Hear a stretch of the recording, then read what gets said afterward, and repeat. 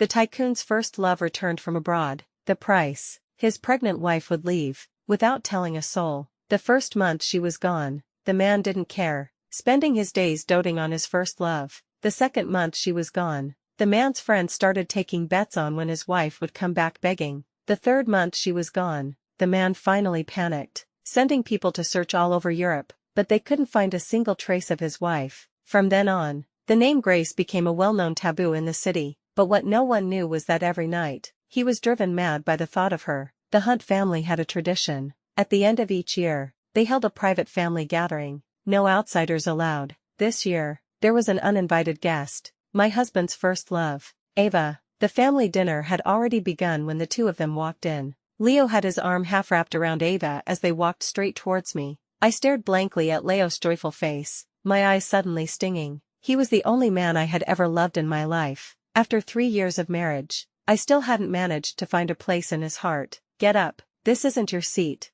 Leo's tone was serious, completely disregarding my feelings. Of course, this wasn't my seat. It was Mrs. Hunt's seat. I was legally Leo Hunt's wife. Yes, but I wasn't the Mrs. Hunt who resided in his heart. Now that the rightful owner had returned, it was only natural for me to give up the position. Everyone's eyes were on me, like knives scraping against bone, but I didn't have the courage to say no. After years of submission, I was used to it. Just as I was about to stand, Leo expertly pulled a credit card from his pocket and tossed it in front of me. Is this enough? Whispers erupted at the table, all of them seeming to mock my pretense. In 3 years of marriage to Leo, this wasn't the first time he had used money to buy my dignity. As one of the top businessmen in the city, he was very good at making deals. Seeing my silence, a flicker of surprise crossed Leo's eyes. We've been married for 3 years. Don't tell me you're raising your price now. With that one sentence, my dignity was thrown to the ground and trampled upon. Lowering my eyes,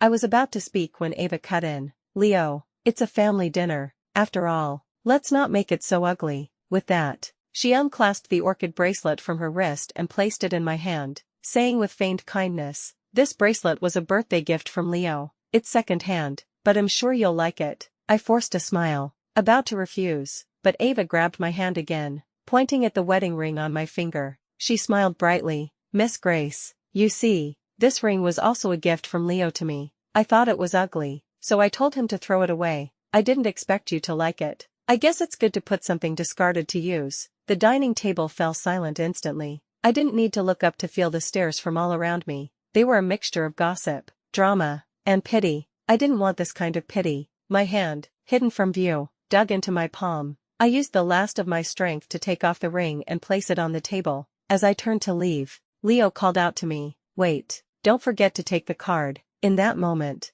I heard the sound of my own heart breaking. Fine, Leo, I forgot to tell you, I'm pregnant, and this child will have nothing to do with you. Back home, I hid the pregnancy report I had just received that morning in the deepest corner of the closet. I had originally wanted to give Leo a surprise, but, just as I expected, he gave me a big surprise too. How wonderful. As our marriage came to an end, we were finally, for once, perfectly in sync. Just as I closed the closet door, I heard the front door open downstairs. Ava entered, clinging to Leo's arm, moving as if she owned the place, looking more like the lady of the house than I ever did. Seeing me, Leo raised an eyebrow and said casually, Ava has nowhere to stay now that she's back. She'll be living with us for a few days. Okay, I nodded, not questioning why. With all his properties, he couldn't find a place to put Ava. To ask would only make me more of a joke. With that thought, I spoke softly. Do you need me to move out? To save you the trouble? Leo frowned,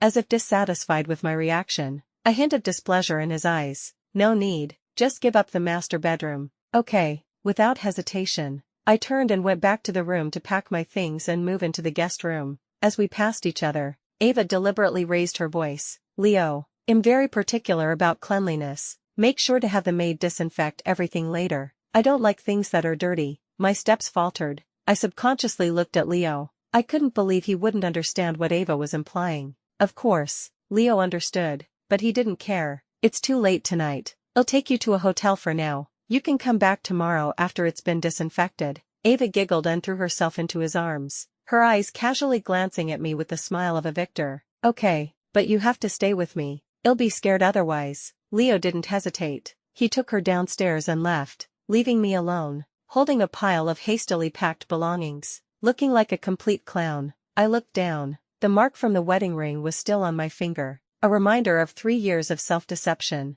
It was 11 at night by the time I finished consulting with the lawyer about the divorce. A heavy rain had started to fall outside. Ava had just updated her social media. A photo of them together on a large hotel bed. She was lying in Leo's arms, her exquisitely made-up face glowing with sweetness. The caption read, "Entwined together, our pulses and heartbeats as one." I had experienced an embrace like that once, just 6 months ago, after my mother's funeral. 3 years ago, I had married Leo, a man who didn't love me, to pay for my mother's medical bills. For that, I had sold all my dignity, but no amount of money could buy back her health. The night of the funeral, a heavy rain fell on the city. I hid in the dark room, clutching my mother's clothes and crying silently. Leo came in, forcefully pulled me onto the bed, and held me all night. When my mother left me, when I was all alone in the world, it was Leo who gave me an embrace. I really, almost believed that I had a home again. Really, just almost. So very, very close. Fighting the urge to cry, I liked the post. Then I put my phone on the table, closed my eyes, and tried to sleep. 10 minutes later, the screen lit up with a pinned notification. Still awake, hearing the sound, I sat up. Leo's messages continued. I saw Ava's post. Don't overthink it. I only stayed with her for a little while. Then came a bank transfer, a clear signal for me to accept the olive branch. Since my mother passed away, I had stopped actively taking his money. It always took several reminders from him before I would reluctantly accept. But this time, I was calm. "Thank you, Mr. Hunt." The moment the message was sent, a call came through. The man's voice was tinged with surprise. "Why did you accept it so quickly this time?" Before I could answer, Ava snatched the phone and asked with a laugh, "Miss Grace, if you're not asleep, could you make a bowl of soup and bring it to our hotel? Leo says you're very good at making soup. You wouldn't mind if I had a taste, would you?" I was about to refuse when Leo transferred another sum of money to my account, with the note, "Service fee." In the past, this was a reward reserved for the maid. Now, it was my turn as Mrs. Hunt. I laughed sarcastically, hung up, and accepted the money. The divorce was imminent. I might as well earn what I could. By the time I arrived at the hotel with the soup, braving the heavy rain, it was already 2 in the morning. The door to the suite was ajar, as if they were waiting for me. Stepping onto the soft carpet, I heard Ava's voice. "Leo, I heard that you held Grace after her mother passed away. Is that true? Did you fall in love with her?" I froze, subconsciously holding my breath. Even though I had already decided to leave, my heart still pounded uncontrollably. I thought of that rainy night, the night I fell in love with Leo. "Leo, do you remember it too?" In the room, Leo stared out at the pouring rain, lost in thought. 6 months ago, a rainy night just like this one. Ava nudged him, a little annoyed. "Leo, you haven't answered me." The man snapped back to reality, his clear voice carrying a strange complexity. "No,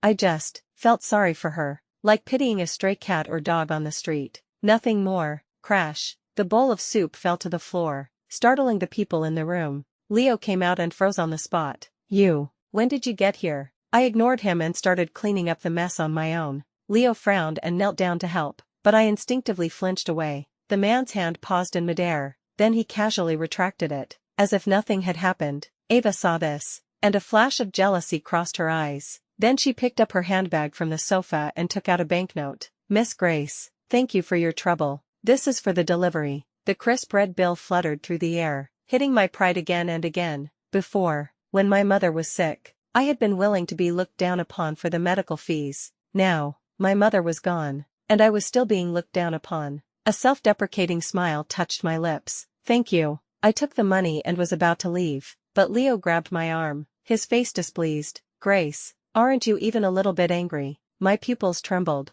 I wanted to ask him, what should I be angry about? Or rather, do I have the right to be angry? I was just a stray cat he had picked up off the street when he was in a good mood. When he was happy, he would pity me and coddle me. When he was unhappy, he would kick me aside. "It's late. I'm going home." But my compliance didn't earn me any favor. Leo blocked the door, his expression complicated. "You weren't like this before. You wouldn't have just stood by and watched someone bully me before, either." 2 years ago, Leo's cousin had publicly mocked me for being crude and reeking of poverty. When Leo found out, he immediately fired him from the company and forbade him from ever appearing in front of me again. A year ago, at a business dinner, I was framed and fell into a pool. Leo had immediately pushed the person who pushed me into the pool and made them stay there all night. Apart from not loving me, he really had been good to me. Leo seemed to remember the past as well, his hands clenching at his sides. But I had already finished my trip down memory lane. I smiled politely at them and walked away. Just as I was about to leave, Leo suddenly spoke. Grace, I know you went to the hospital. The calm words struck me like a bolt of lightning, freezing me in place. You, no. Leo grunted in affirmation, then hesitated. Someone saw you at the hospital that day. Are you all right? I was stunned for a moment, not understanding what he meant. Leo continued. The doctor who treated your mother is still in the country. If you need him, I can contact him. So, he just thought I was sick. Not that. I was pregnant. My eyelashes fluttered. This sudden show of concern left me surprisingly calm. Was it pity again? This time, I suppose my role was the house pet. When it's sick, of course the master has to show some concern. I gave a self-deprecating laugh and looked at Ava, whose smile was barely holding on. I explained. I was just passing by and decided to get a checkup. I left immediately after, afraid he would ask more questions. The next morning, I packed my bags and was about to leave when I ran into the cleaning lady. Seeing me about to leave, she wasn't surprised,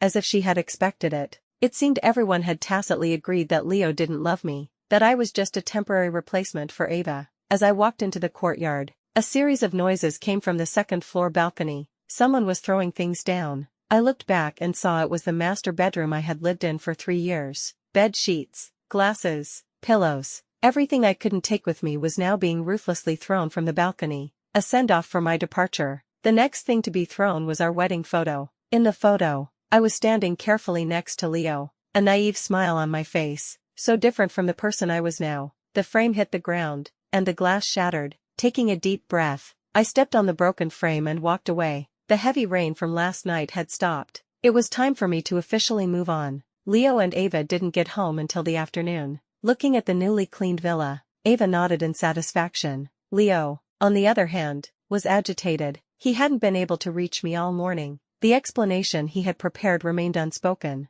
It left him feeling unsettled. Just as he was about to try calling again, the maid came down from the second floor and said obsequiously to Ava, Miss Ava, everything has been cleaned according to your instructions, especially the master bedroom. I've thrown out everything of that person's that I could, and disinfected everything inside and out, but there was a folder in the closet that I didn't dare to open. As she spoke, she pulled a folder from her pocket. Leo put down his phone and took the folder from her. A notebook fell out. It was filled with densely written notes on preparing for pregnancy. Leo froze for a moment, then uncontrollably thought of that rainy night. I was lying in his arms, crying and saying that I had no family left. Looking at my red-rimmed eyes, for some reason, he had impulsively kissed my forehead and said, Let's have a child, that way, you'll have a family. I had really believed him. I had started consulting doctors, learning everything I could about getting pregnant, and little by little, I had opened my heart and let him in. Thinking of this, a small smile touched Leo's lips, and a secret joy welled up inside him, but the next second, he flipped to the last page of the notebook. There, a folded pregnancy report was taped to the page.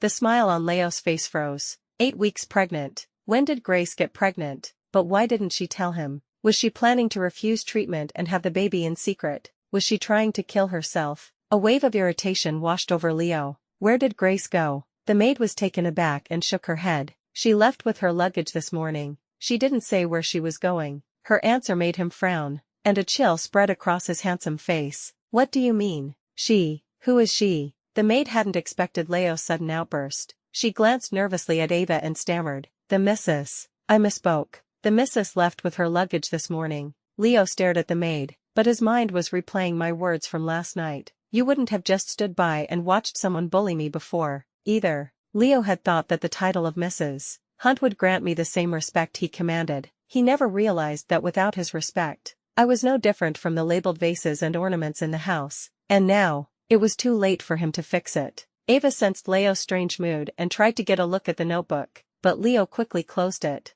Ava, you're tired today. Go and rest in your room. Ava clung to Leo's arm, pouting and shaking it slightly. Leo, let's go together. Her voice trailed off in a coquettish whine. Ava knew how to handle Leo, and this tactic had never failed her. But today, for once, Leo didn't immediately agree. He remained silent. letting her lead him upstairs. The room was completely unrecognizable. The warm yellow decor had been replaced with a sea of fiery orange, just like Ava herself, passionate and flamboyant. The closet, the corners, the vanity were all piled with luxury goods of all sizes. The spot where their wedding photo used to hang now displayed a picture of the two of them boating in Venice. The room was so full that not a single trace of Grace's existence remained. The feeling was strange. The house before him looked like a home in every way, yet Leo's heart felt completely empty. Ava led Leo to the bedroom and closed the door, then pushed him onto the newly made silk bed. Leo fell back unexpectedly. The cool touch of the notebook in his pocket brought his wandering mind back to reality. He tried to get up,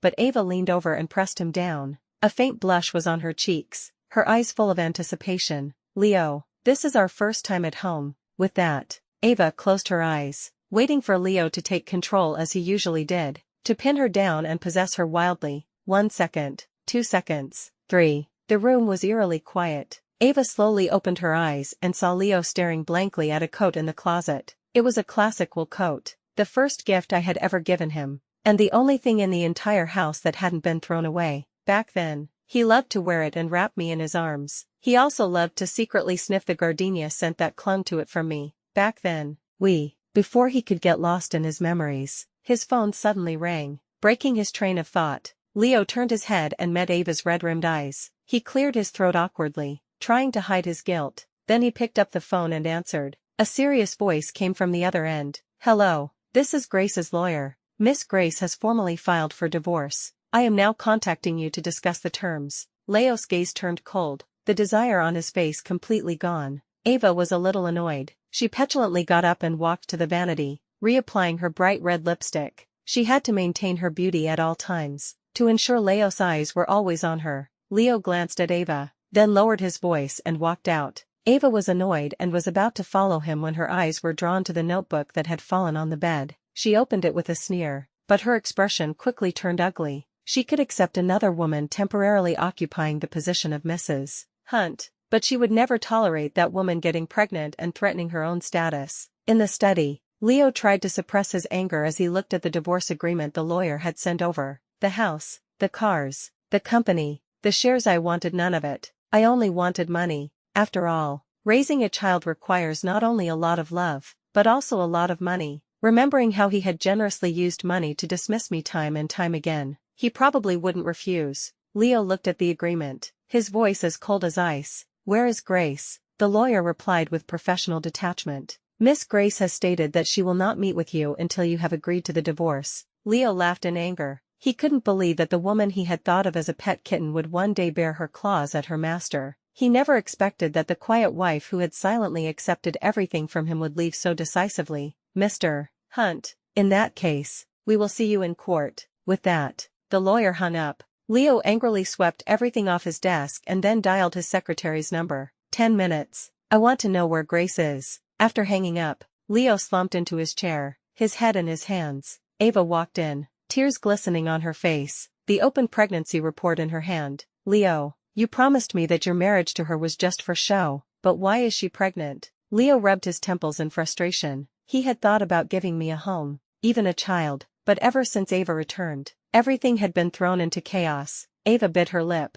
her eyes red, and tore the pregnancy report to shreds, throwing the pieces at Leo. Leo, I love you, but I can't be the other woman. Do you understand? With that, she stomped her foot petulantly and ran out, crying. Leo instinctively stood up to go after her, but when he saw the pieces of the pregnancy report on the floor, he couldn't move. Ava's hand rested on the doorknob. When Leo didn't come after her, she finally slammed the door and left. His phone rang. The secretary's voice was calm. Mr. Hunt, Miss Grace is at the cemetery. A weight lifted from Leo's chest, only to be replaced by a wave of anger at being played. Let her cool off. Then tell her to come back and apologize to Ava. How dare she bring up divorce? Is she trying to brand Ava as a homewrecker? The secretary hung up and turned to me, her eyes full of contempt. Miss Grace, Mr. Hunt asked me to tell you that once you've had enough of your tantrum, you should go back and apologize to Miss Ava. Your talk of divorce is damaging her reputation. I looked at the kind,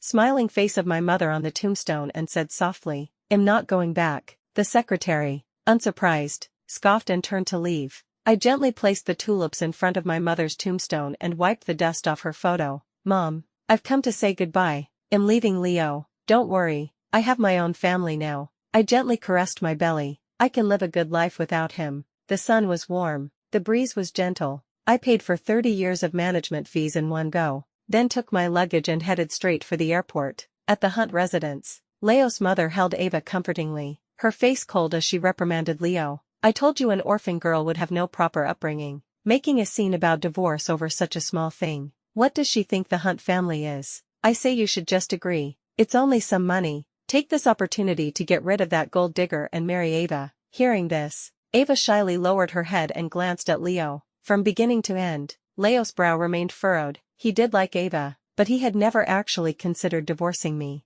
Now that the divorce was on the table, looking at the expectation in Ava's eyes, he couldn't say a word. As a partner in bed, Ava was undoubtedly the most compatible. Compared to my conservative nature, Ava knew far more, but as a qualified Mrs. Hunt, I, who had been with him for 3 years, was undoubtedly the more suitable choice. He was a manager. He knew how to put the right person in the right place. So, when faced with the choice of divorce, he hesitated. Mom, Ava just got back. There are many things about the Hunt family she needs to get used to. Let's have grace. Ava's hands clenched tightly, leaving wrinkled creases on her pristine white dress. Leo's veiled refusal shattered the smugness in Ava's heart. She had seen Leo's coldness towards me, and she had seen his obsession and passion for her. But why? Why would he refuse to give her an official title? Could it be that Leo had actually developed feelings for Grace? Sensing the awkward atmosphere, Leo's mother quickly tried to smooth things over with a smile. You're right. Ava just got back. Why don't you take her out?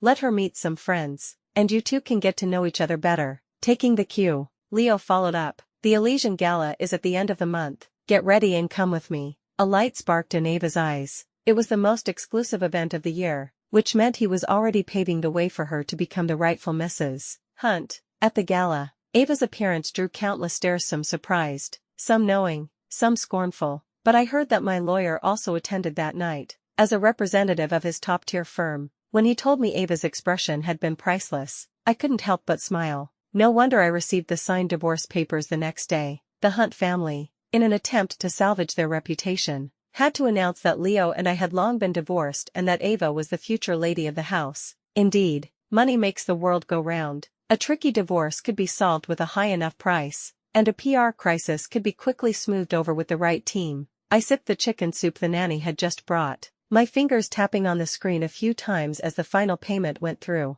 Looking at the lawyer's final message, "Congratulations on being single," I smiled. When I first went abroad, I would secretly hope that Leo might try to win me back. But after seeing the evidence my lawyer collected and sent me every day, the last flicker of hope in my heart died out. They went to Dolly to wear flowers in their hair, to the grasslands to ride horses, to Sonia to scuba dive, to the Arctic to see the northern lights. In every photo, Leo was looking at Ava with deep affection, a gentle smile on his face. I remembered our only photo together. He was in his groom's suit, staring seriously at the camera. That smile of his was indeed a sign glaring painful to look at. As I was thinking, the nanny draped a thin blanket over my shoulders, her eyes full of sympathy. Don't be sad. You still have me. I'll always be with you. The nanny was around the same age as my late mother, but she had had a difficult life. To pay for her son's medical treatment, she had come abroad as an undocumented worker to find a high-paying job, but the money she earned was a drop in the bucket, not even enough to cover her son's medication. Remembering my mother's struggles, I hired her as my nanny at a high salary. Her son was still in the hospital, but his condition was gradually improving. When she learned about my situation, she felt even more for me, and it almost felt as if my mother had never left me, just returned in a different way. In a bar, Leo was slumped amidst a crowd. His good friends surrounded him, discussing him in confusion. Leo, Ava said you two are getting married soon. How come there's no news? I'm waiting for your wedding invitation. Yeah, when are you and Ava getting married? I'll definitely give you a big red envelope. Speaking of which, it's pretty funny. Grace really is obsessed with money. As long as you pay enough, she'll even get a divorce. She's nothing compared to Ava. So, Leo, how much did you have to offer this time? Was the price for a mistress too high for you to handle? Leo stared at the screen, at the rejected transfer notifications and the final red exclamation mark. The anger in his heart grew stronger. In the past, as long as the money was right, I could endure any humiliation. This time, All he asked was for me to apologize to Ava, and I not only refused the money but also blocked him. He had even lost face in his friend's betting pool, time and time again. He picked up a glass from the table and downed it in one go, one glass after another. His friends finally noticed something was wrong and asked tentatively, "Leo, what's wrong?" Just then, Ava walked into the private room, her face full of concern. "Leo, I'm here to take you home." Ever since the gala, where she had announced their impending marriage and been cornered by Grace's lawyer, forcing Leo to sign the divorce papers, an invisible wall seemed to have formed between her and Leo. They looked close, but their hearts were miles apart. Leo was in a drunken stupor. Seeing the woman before him with the same worried eyes and gentle voice, he subconsciously called out my name, "Grace." His voice wasn't loud, but it sent a shock through everyone present. The color drained from Ava's face. Leo reached out and pulled Ava into his arms. The stubble on his chin brushed against the top of her head, releasing a faint scent of roses. He frowned. When he saw the woman's face clearly, he instinctively pushed her away. "Don't touch me. Grace will mind. And, Grace is my wife. Don't make jokes about her." The others exchanged glances, completely dumbfounded. They used to always joke about them, calling me a gold digger, saying every tantrum was about money. Someone had even started a betting pool on how much money it would take for me to come back each time. I had overheard this once when I had come to pick up a drunk Leo. I was Leo's wife, the gold digger in his friends' mouths, and the butt of their jokes. It was only after I left that Leo started to regret it, to defend me. How ridiculous. The viciousness in Ava's eyes was almost impossible to hide. She clenched her fists so tightly her nails dug into her flesh. 3 months had passed. Leo had begun to constantly think about Grace. He had even ordered the master bedroom to be restored to its original state, forcing her to move into the guest room. The news of their supposed marriage, which she had leaked, had been completely suppressed by the Hunt Corporation's powerful PR team, leaving no trace. It was as if the gala had never happened. Even his mother's attitude towards her had grown distant. And, this past month, the Hunt Corporation had secretly raised the reward for finding her on the dark web to $300 billion US.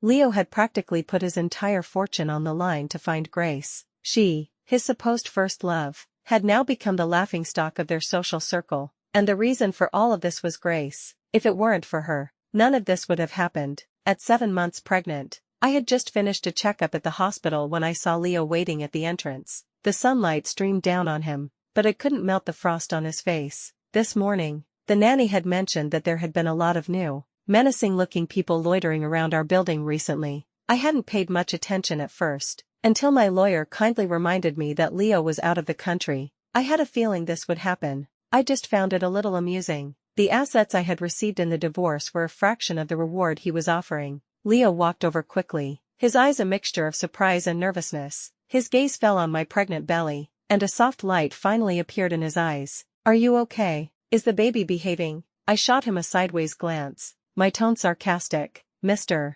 Hunt, I don't think you came all this way just to make small talk." Leo was taken aback, a flash of annoyance on his face, but he controlled his temper and said with a hint of forcefulness, "Even though we're divorced, you're carrying a child of the Hunt family. Come back with me, have the baby, and you can name your price." I smiled, a sense of tragedy washing over me. "Is Mr. Hunt trying to buy this child, or are you trying to buy out the custody rights as well?" Leo's face paled, as if he had just realized his mistake. "Let's not fight anymore. Let's just go home." "Home?" I smiled and shook my head. "No, Mr. Hunt, I don't have a home anymore. Mr. Hunt, your wife is waiting for you at home. You will have children in the future. This child, just consider it your fulfillment of that old promise, a gift out of pity. The child and I will not bother you again, nor will we covet a single penny from the Hunt family. If you're worried, we can even sign a legal document severing parental ties right now. What do you think?" Every condition I proposed was in Leo's favor,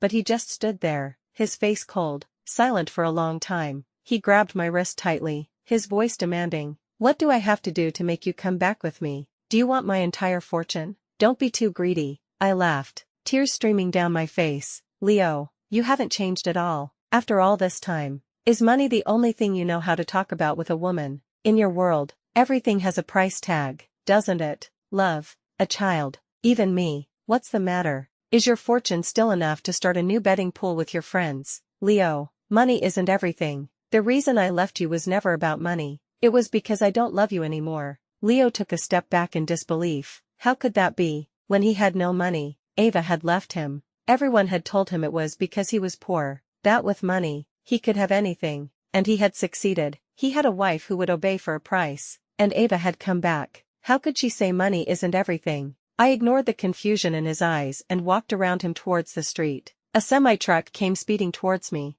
I couldn't get out of the way in time. Just as I was about to be hit, a strong force pushed me aside. I clutched my tightening stomach and got up to see Leo being dragged by the truck for dozens of meters, leaving a long trail of blood behind him. I stumbled over and knelt beside him. His mouth was opening and closing, trying to say something. Seeing the blood pouring from his lower body, a huge wave of suffocation washed over me, and I fainted. The light in the operating room stayed on all night. I, having gone into premature labor, was finally out of the delivery room in the evening. Leo's secretary arrived, her eyes full of sorrow. My heart felt like it was being squeezed by an invisible hand. A bitter taste spread from my chest. Just as I was about to ask the question, Leo's angry roar came from outside the door. What do you mean you can't fix it? What do you mean there's nothing you can do? I'm ordering you. You have to fix me. I'll pay any price. The doctor looked troubled. Sir, when it's gone, it's really very difficult. The argument outside grew louder. A chaotic mess that eventually subsided. Leo was wheeled in a wheelchair. I sat up and looked at him quietly. I had just learned what happened from the secretary, but the outcome left me speechless, unsure of what to say. I'm sorry, thank you. The two voices spoke at the same time. Leo and I both froze for a moment. Leo's eyes were full of remorse. I'm sorry, I'm a bastard. The way I treated you before. I smiled, turned my head to brush back a stray strand of hair, and wiped away a tear from the corner of my eye. It's okay. It's all in the past. During my time in the hospital, I've had a lot of time to think. Maybe we should both let go. You give up your obsession, and I'll let go of the past. After all, you always have to look forward. You did hurt me in the past, but I'm also very grateful to you for giving me a child, for giving me my own family again. Leo turned his head away, a little awkwardly. From now on, the Hunt family will only have this one child. You know that, right? I nodded, choosing my words carefully. I won't stop you from seeing the child, but I must have full custody. I won't give up on that. Leo nodded, his eyes fixed on me. Actually, I've been thinking a lot too. I do have feelings for you. Otherwise I wouldn't have jumped in front of that truck. Grace, can you give me another chance? I promise I'll treat you well this time. Give you and the child a complete home. I thought for a moment, but in the end, I still refused. Let's not. Leo, we're not a good match. Leo lowered his head in silence, then quickly wheeled himself out of the room. The moment he was out the door, I heard his suppressed sobs, growing louder. After I was discharged from the hospital, Leo, against my wishes, bought the entire apartment building I was living in and hired the best team to take care of me and the baby around the clock. He and the nanny learned how to take care of a baby together every day, becoming a truly dedicated father. The next time I heard news of Ava was 2 years later. The truck driver, after being caught, had confessed that she had hired him.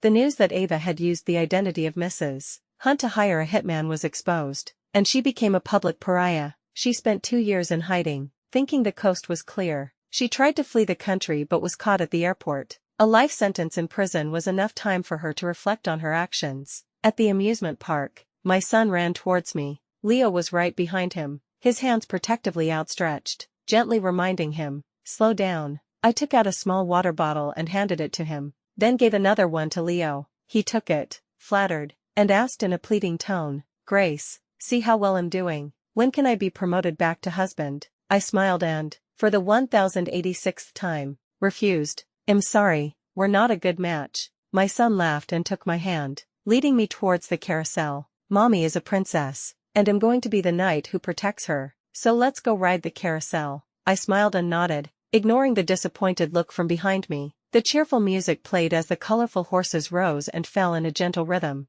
The sunlight shone perfectly on my son's smiling face. Now, I am happy and content, and he is my most precious treasure.